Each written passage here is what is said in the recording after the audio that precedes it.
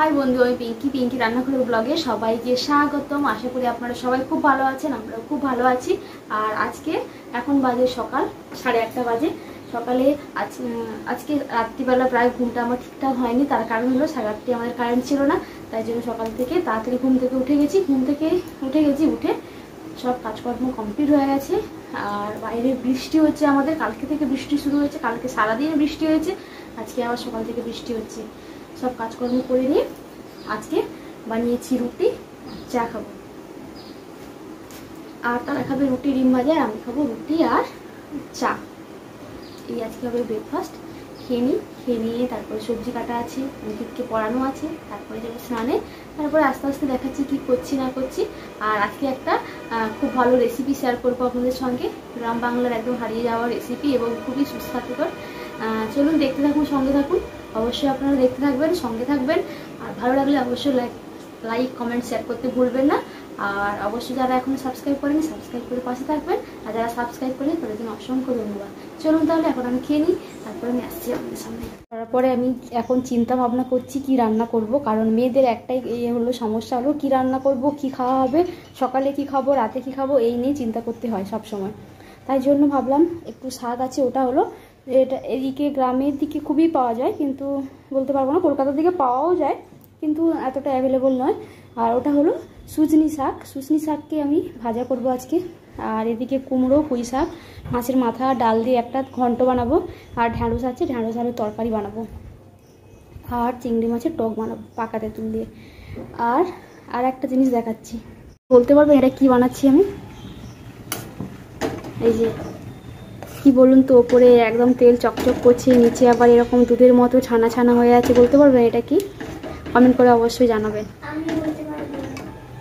সকাল সকালে এটা বসিয়ে দিয়েছি। এটা হলো ঘি, আমিই বলে দিলাম এটা হলো ঘি বানাচ্ছি। অনেকটাই শর্ট তুলে রেখেছিলাম, তাই জন্য ভাবলাম আজকে বসিয়ে দিই। যেটা শর্ট তুলে রাখি সেটা ভর্তি হয়ে গেছে, তাই জন্য ভাবলাম এবার শর্টটাকে বসিয়ে দিই। ঘিও শেষ হয়ে এসছে, তাই জন্য ঘি বানাতে বসিয়ে দিয়েছি। আর এটা ঘি হতে থাক। বিচ্ছু ছেলে পড়তে বসছে এখন। আজকে অনেক কষ্ট করে টেবিলের উপরে পড়তে বসিয়েছি। ও পড়াশোনা করছে, আর আমি ওইখানে বসে সবজি কাটবো।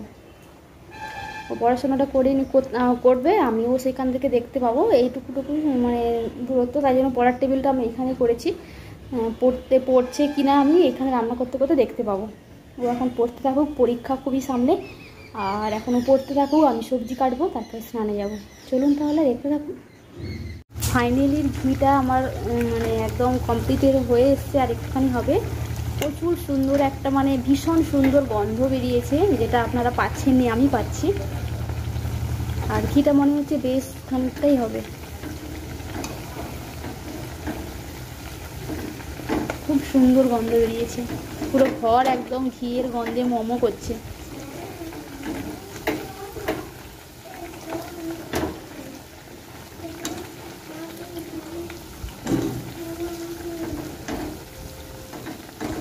এই যেগুলো সাদা সাদা এগুলো দেখছেন, ওগুলো একদম কালো ব্রাউন কালার হওয়া পর্যন্ত আমাকে জাল দিতে হবে। আর আমি গ্যাস ফ্লেমটা একদম লো করে দিচ্ছি। দেখুন শুশনি শাকগুলো এরকম দেখতে, চারটা পাতা থাকে এগুলো। আর এগুলো আমি মেঝেতে এখন ঢেলে দিয়েছি, একটা একটা করে বেছে নেব। এর মধ্যে পোকা মাকড়সা এগুলো থাকে বেশিরভাগ শাকের মধ্যে, যেহেতু বর্ষাকালে পোকা ভীষণ থাকে গাছে, তাই শাকের মধ্যেও থাকে। আর শাকগুলো এরকমভাবে মেঝেতে ঢেলে দিয়েছি, দিয়ে একটা একটা করে বেছে নেব। শুশনি শাকের প্রচণ্ড উপকারিতা। শুশনি শাক খেলে ঘুম ভালো হয়, সব থেকে বড় উপকার এটাই, ঘুম ভালো হয়। আর খেতেও খুব সুস্বাদু হয়। আর একটা জিনিস দেখাচ্ছি, দেখুন মেঝেতে পড়তে বসিয়েছিলাম, টেবিলে পড়তে বসিয়েছিলাম, চলে এসছে মেঝেতে, কারণ শুতে পারছে না টেবিলে, তো তাই জন্য মেঝেতে চলে এসছে। এখন মেঝেতে এভাবে পড়াশোনা করতে থাকুক। আর আমার সবজিগুলো এখন কাটা হয়ে গেছে। এই যে কুমড়ো, ঢ্যাঁড়স, আলু কেটে রেখেছি। আলুগুলো আর কিছু খোসা ছাড়ানো বাকি আছে, ছাড়িয়ে নেব, দিয়ে তারপরে যাব স্নানে। জিনিস দেখাচ্ছি, এই যে আমার জানলার দিয়ে দেখা যাচ্ছে পাশে একদম দেখুন ঘন সবুজ বর্ষাকালে খুব সুন্দর লাগে আর ভীষণ মশাও হয়।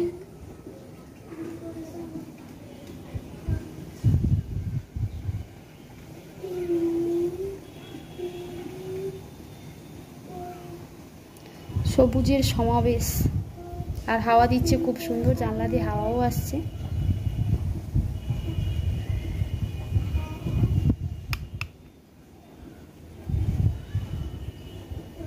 সবজি কেটে নিয়ে আমি চলে এসেছি রান্নাঘরে। আমি সেদ্ধটা বসিয়ে তারপরে স্নানে যাব। এখানে আমি ইন্ডাকশনে সেদ্ধটা বসাবো। কড়াইয়ের মধ্যে দিয়ে দিলাম এই যে সবজিগুলো একটু ভাজা ভাজা করে ডাল দিয়ে সেদ্ধ করতে বসিয়ে তারপরে যাবো আমি স্নানে। স্নান করে আস্তে আস্তে এটা সেদ্ধ হয়ে যাবে, তাতে কাজটা অনেকটা এগিয়ে থাকবে।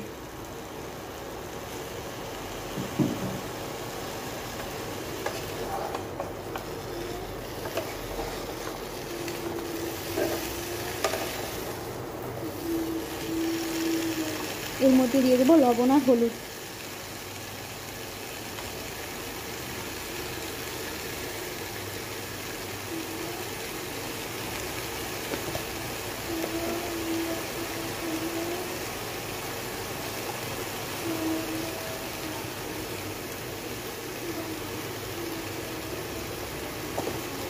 দিয়ে ভালো করে কষিয়ে নেবো এটাকে। কষিয়ে দিই যাতে সবজির যে কাঁচা গন্ধটা সেটা চলে যায়। তারপরে এর মধ্যে দেবো ডাল আর জল দিয়ে ঢাকা দিয়ে সেদ্ধ করব।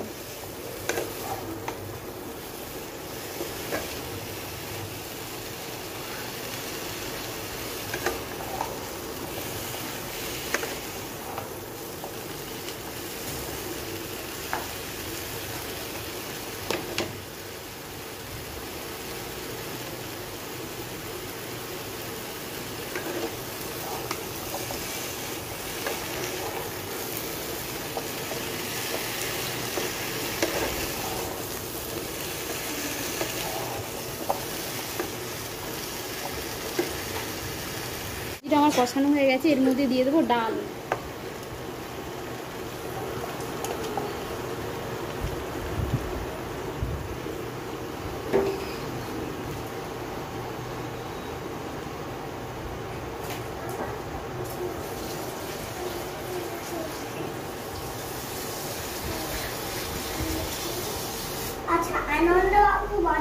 এর মধ্যে দিয়ে দেবো জল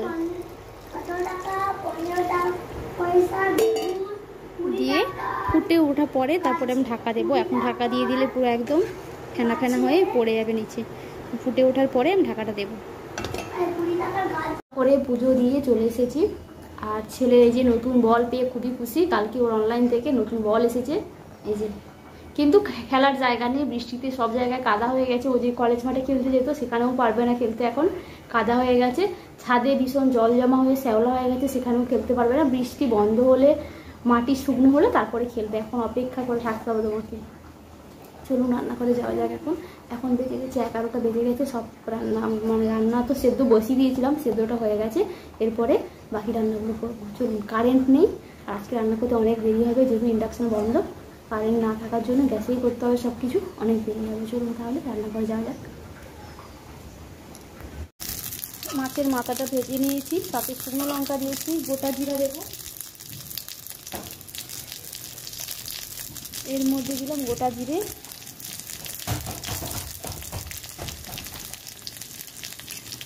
তারপরে দেবো পেঁয়াজ,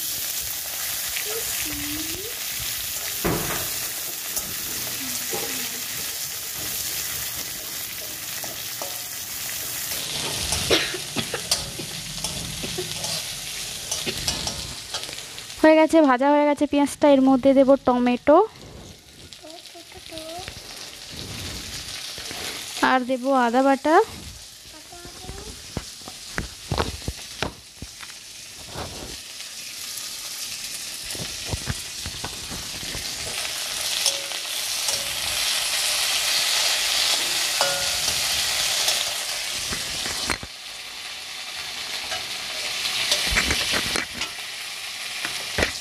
তো আজকে আমরা কিছু না, হ্যালো, আর আমারও শুনতে পাবে না।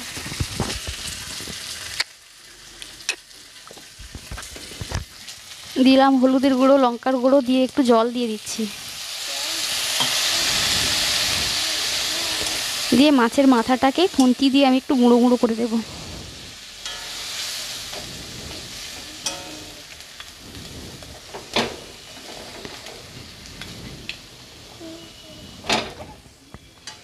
ঢাকা দিয়ে দেবো, তারপরে ফুটে উঠলে একটু ভাজা মশলা দিয়ে নামিয়ে নেব।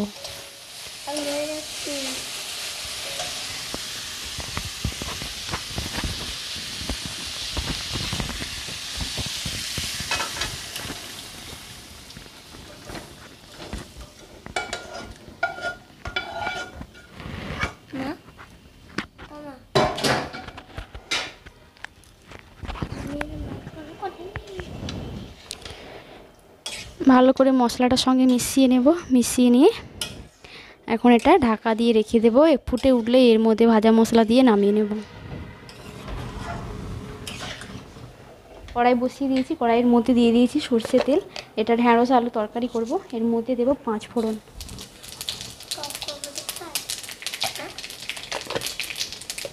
আর দিচ্ছি গোটা লঙ্কা মানে কাঁচা লঙ্কা, আর দেবো হিং,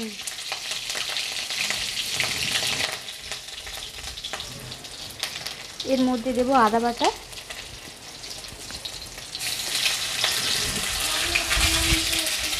আদা বাটা দেওয়ার পরে দিয়ে দিচ্ছি ঢ্যাঁড়স আর আলু।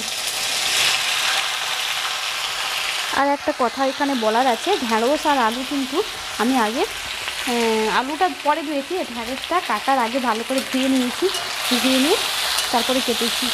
তাহলে আগে যদি আমরা ঢ্যাঁড়সটা মানে কাটার আগে ধুয়ে নিই, তার ঢ্যাঁড়সের মধ্যে যে পিচ্ছিল ভাবটা থাকে সেটা অনেকটাই কম থাকে। দেখুন অনেকটাই কম, নেই বললেই চলে। এরপরে লবণ হলুদ দিয়ে আমি ভালো করে এটা ঢাকা দিয়ে কষাবো।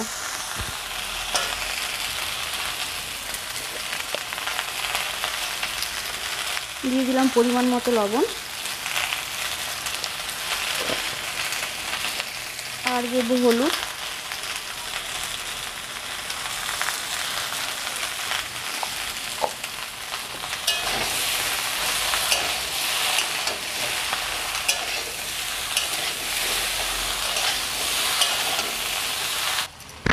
ঢ্যাঁড়স আলুটা আমার কষানো হয়ে গেছে। এর মধ্যে দিয়ে দেবো সর্ষে আর পোস্ত একসঙ্গে বেটে রেখেছিলাম, এটা এর মধ্যে দিয়ে দিলাম।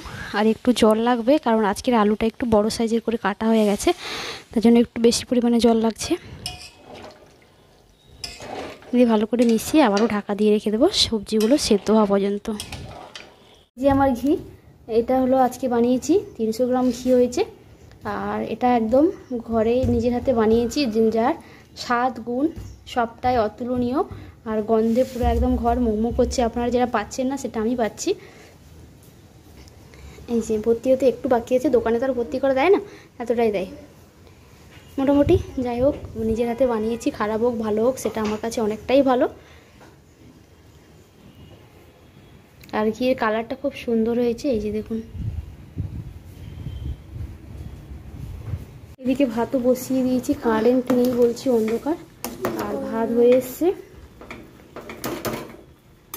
ভাত অনেক আগেই বসিয়েছি, ভাতটা হয়ে এসছে। আর এদিকে ঢ্যাঁড়স আলু তরকারিটা বাকি আছে, একটু হয়ে গেলে দুই দিকে দুটো কড়া বসাতে হবে। 12টা বেজে গেছে, এখন অনেক কিছু রান্না বাকি আছে, চলুন দেখতে থাকুন।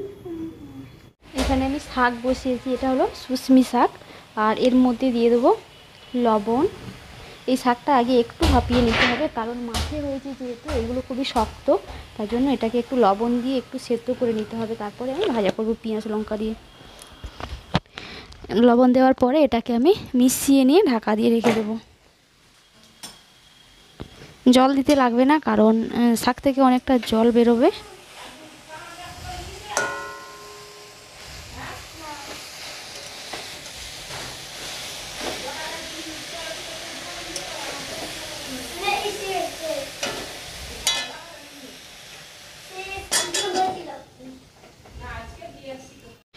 শাকটা দেখুন সুন্দর সেদ্ধ হয়ে গেছে। এরপরে আমি কড়াটায় ভালো করে ধুয়ে নেব, ধুয়ে নিয়ে তারপরে পেঁয়াজ আর শুকনো লঙ্কা দিয়ে আবার একটু ভেজে নেব।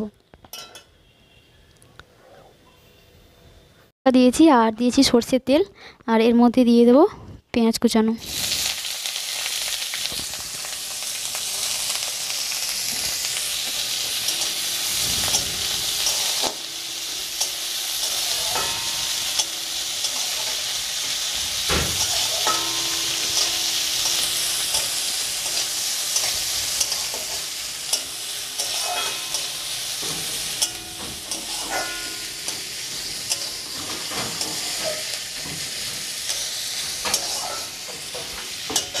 এরপরে এর মধ্যে দিয়ে দেবো শাকগুলো।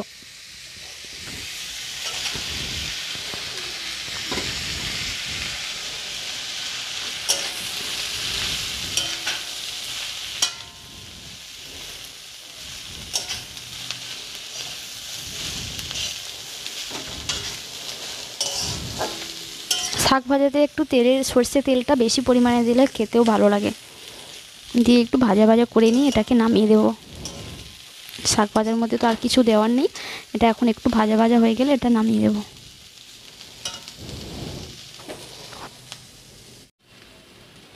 এদিকে আবার একটাই কড়াই বসিয়ে দিয়েছি, এর মধ্যে করবো তেঁতুল দিয়ে কুচো চিংড়ির টক, তাই সর্ষে তেল দিয়ে দিলাম। আর এর মধ্যে দেবো অল্প একটু পাঁচফোড়ন,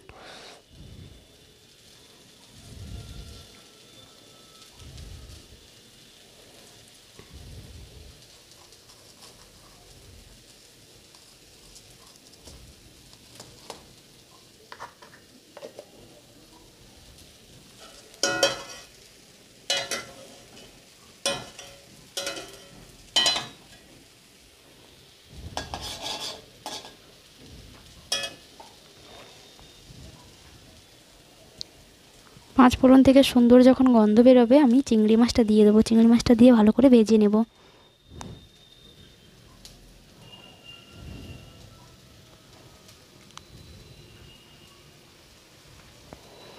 ফোড়নটা আমার রেডি হয়ে গেছে, এর মধ্যে দিয়ে দেবো চিংড়ি, একদম ছোট ছোট কুচো কুচো চিংড়ি।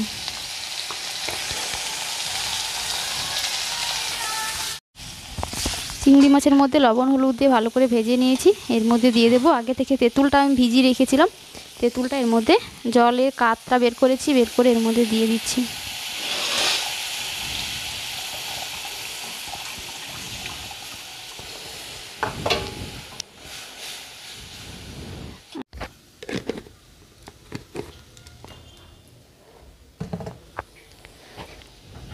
দিয়ে ফুটিয়ে বেশ ভালো করে ফুটিয়ে নেব যত সময় ঘন হচ্ছে, দিয়ে তারপরে নামিয়ে নেব। আমার একদম রেডি হয়ে গেছে, ফুটে ফুটে দেখুন টকটা একদম ঘন হয়ে গেছে। এই এতটা পর্যন্ত জল দিয়েছিলাম, ফুটে ফুটে এই একদম ঘন হয়ে গেছে। এই অবস্থায় এটাকে নামিয়ে নেব, এর থেকে বেশি আর শুকাবো না, এটাই থাক।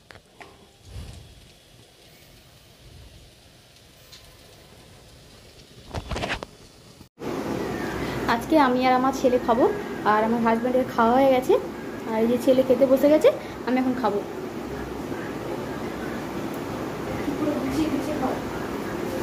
একটার পর একটা শুরু করে সার দিয়ে খাবে, তারপরে গোড়া দিয়ে খাবে, কী করে বসে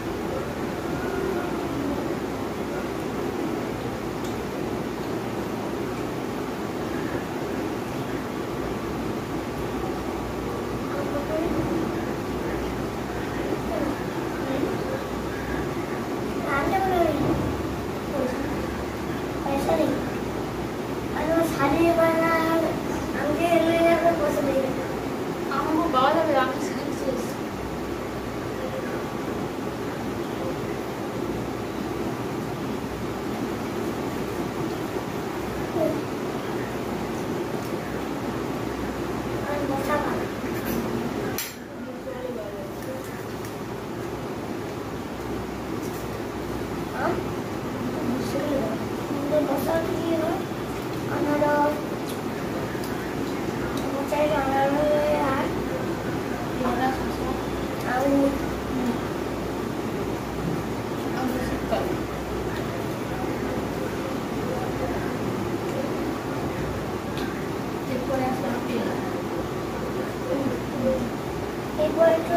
এবার সরব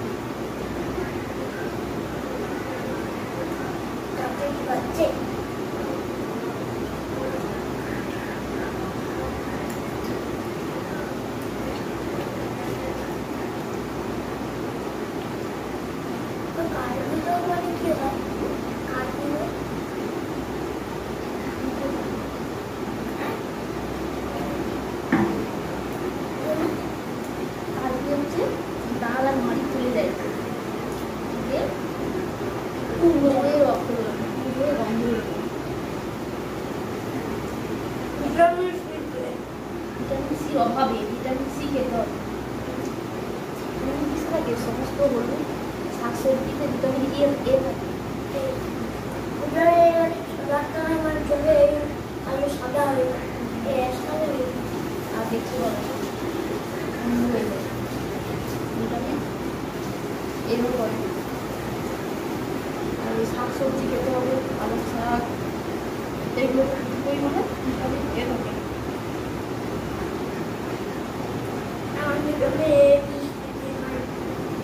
ভিটামিন ডি হচ্ছে সূর্যের আলো আর মাছের কাঁটা, মাছের কাঁটা ছোটো বড় ছোটো মাছ খেতে হবে। এই ছোটো মাছের মধ্যে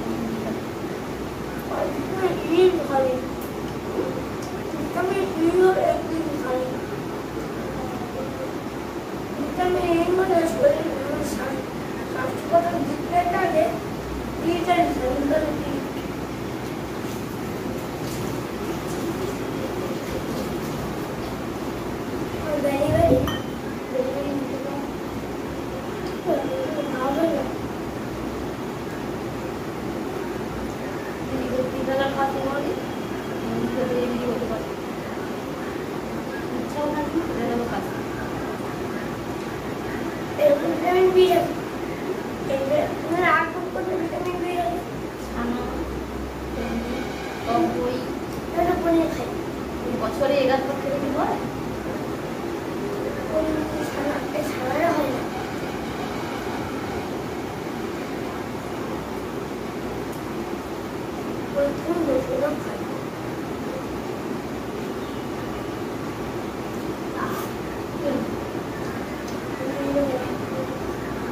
আর একবার করেই শেষ, এই করেই শেষ।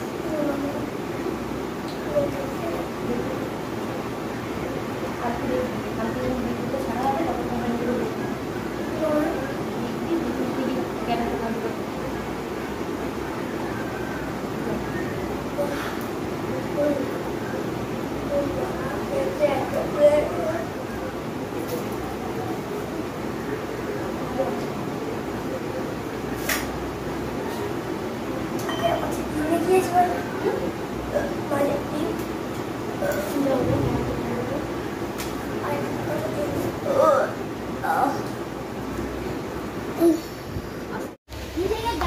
পরে ছেলে আর আমি দুজনে ঘুমিয়ে গিয়েছিলাম। ঘুম থেকে উঠে এখন বেজে গেছে 5:30 আর নিচে নেমে চলে এসেছি। আমি নিচে এসে এখানে বসে আছি। আর আমার ছেলে যে একটা বল কিনেছিল দেখিয়েছে, ওর বল নিয়ে এখন সৌভিক আর আমার ছেলে দুজনে খেলছে, আমি বসে আছি। আর চলুন ওরা কেমন খেলছে আপনাদের সঙ্গে একটু দেখিয়ে দিই। ঠিক করে দাঁড়া।